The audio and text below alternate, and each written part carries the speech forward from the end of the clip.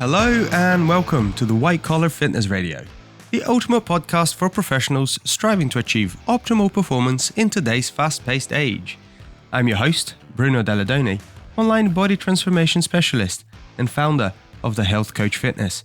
I'm here to help you optimize your health and fitness, even if you're short on time.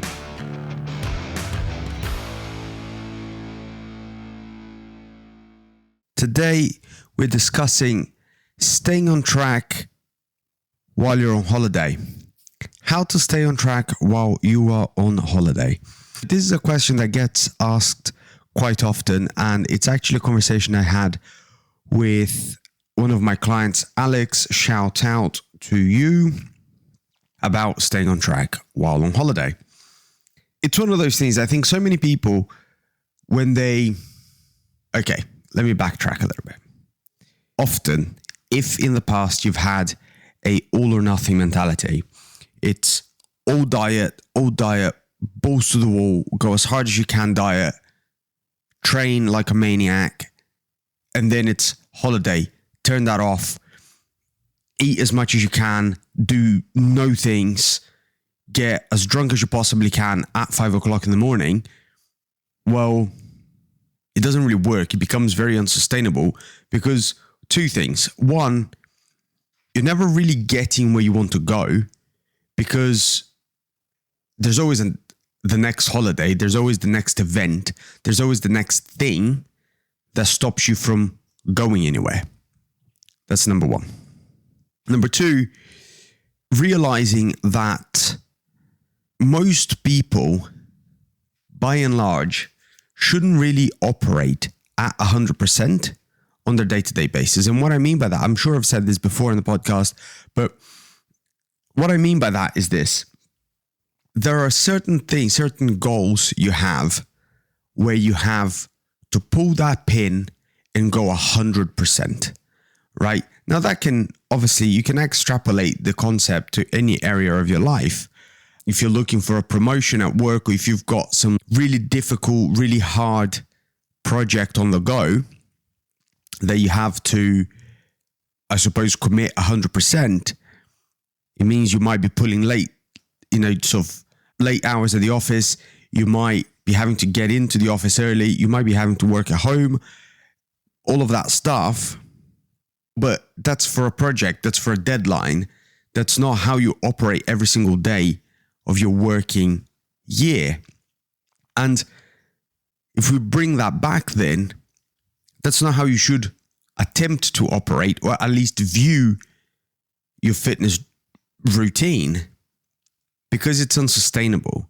If you know that you're operating at 80%, which is a manageable level, you train hard, you eat well, and then at the weekend you might have 1 or 2 glasses of wine. Now, understand, I think this is the next thing too, is when people hear, 80%, they do really well in the week, they stay on track, they do all of the things they need to do, they tick all the boxes they need to tick in the week, and then it comes to the weekend and they turn that off and it just all goes to pot. And that's not what I'm saying either. What I'm saying is you still have it turned on the weekend, but if you want to have a bit of food that you wouldn't otherwise have, do that. If you're going to meet a friend for some brunch, do that, but then get back on track.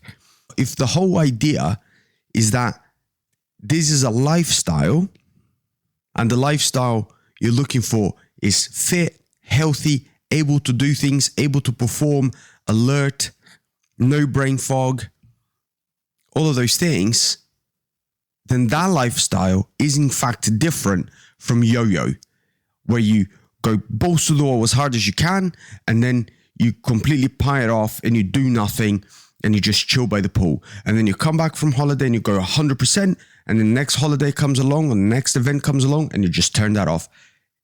They're two separate visions of who you are, essentially, as a person. I'm just going to go really deep and just put that out there.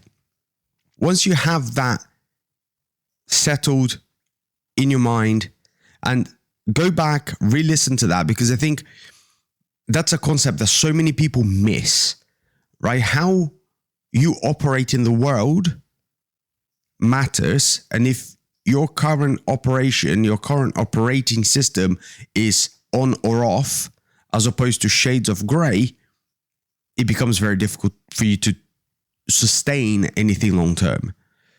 Having said that, how do you in fact stay on track while you're on holiday? And the first thing I like to think about is meal timings. If you are someone that intermittent fasts, for example, and you don't eat in the morning because you're rushing around, and then you just have a bit of lunch, bit of dinner, maybe you have a couple of snacks here and there, do that. Match what you do on your day-to-day to what you're doing other week on holiday. If you match those, the likelihood of you massively overeating is a bit less, because you haven't added meals that you wouldn't have had otherwise. That's number one. Stick to your meal timings that you already have, that you already do. Now, I also know that you're going to have some alcohol. I'm not the alcohol Nazi. I enjoy a beer and some wine and definitely a whiskey now and again. Now you're on holiday and you're going to get shit-faced. Have an awareness of what you're drinking to what you're eating. So if you do intend to have some nice little mimosas for breakfast, don't also have your mimosas with croissant, a massive dollop of Nutella, and maybe 6 sausage rolls. Don't do that. That's dumb. Have a bit of fruit. Have something really light. Something that's not very calorie dense. Enjoy your mimosas. Don't get shit-faced 7 o'clock in the morning. Have some. Balance it out with the food you're having. Don't go stupid. Have a bit of compromise. I'll always eat more than I'll drink, because it turns out food is way more enjoyable to me than getting drunk. I just won't drink if I intend to have the biggest souvlaki you've ever seen in your life. If I want to have a burger that's the size of my head, I won't have beer with that. I might have some Coke Zero.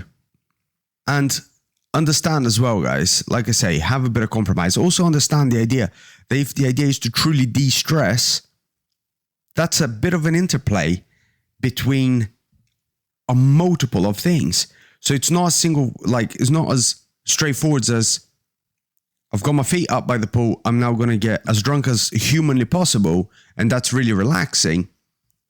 It's somewhat relaxing. Internally, I mean, like your system, your body, how you respond mentally, maybe that's great for you, but you know that tomorrow you're waking up with a hangover anyway. So just have a bit of an interplay with that. Have a consideration about how that's going to impact your actual systemic stress levels. Now, again, I keep going back. I'm not saying don't drink. I'm just saying don't be stupid. Another consideration you might want to have is, does food or alcohol have an outsized role in your life, and what role does it play? Okay, why is it important to you? And this, again, sit with it, have a think. Pause me, have a think. But really, what role does it play in your life? Are you trying to substitute some childhood trauma with food? I don't know. The reason I ask, and the reason we venture into this aspect of things, is because so many people feel like that either eating way excessively or drinking way excessively is fun and it's a way to relax, but is it? Like, really take a second and think about it. For me, I've gone extremes on either way. I like food like anyone else, and I've eaten so much in the past while on holiday, funnily enough. I've eaten so much it ended up making myself sick. Why? That's not good. Now, I like food and food tastes nice, very clearly, but why did I then feel the need to have so much to the point where I made myself sick? Can you see where I'm going? Like, why do you need to drink so much to the point where you don't know what's happening? Why do you need to drink so much to the point where your liver is literally screaming at you and the following day you've got blinding headache? Surely that falls off the other side of enjoyment, no? I don't know, only you can answer that for yourself, but it's something for you to have a think about as you go through these things. Like, has it got an oversized importance, I suppose, in your life? And is it a healthy importance? Do you see what I mean? People that I talk to people and they say, oh, it's Wednesday, you try doing the job I do and not having a beer.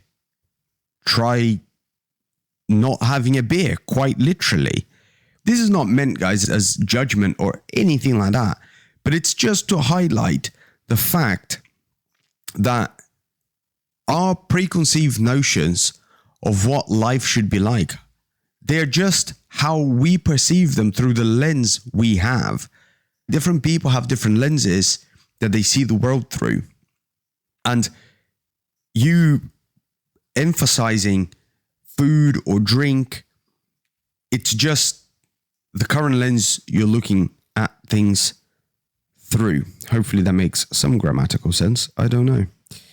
The other thing for you to think about while you're on holiday, sipping your mimosa and having 6 croissants, is do in fact maintain some level of activity. Now, if you're going on a resort, most resorts have in fact got activities that you can do that. There's a gym.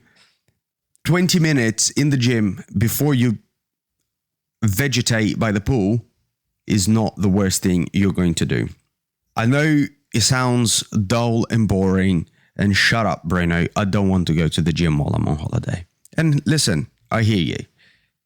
But like I said at the start, if this is a lifestyle that you're trying to maintain, then maintain the damn lifestyle.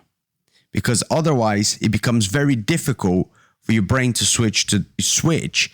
Otherwise, it's always and forever going to be all or nothing.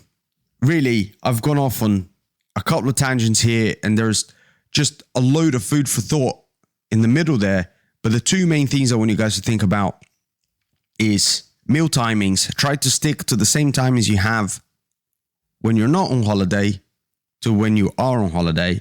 And 2 is just make sure you are a bit active.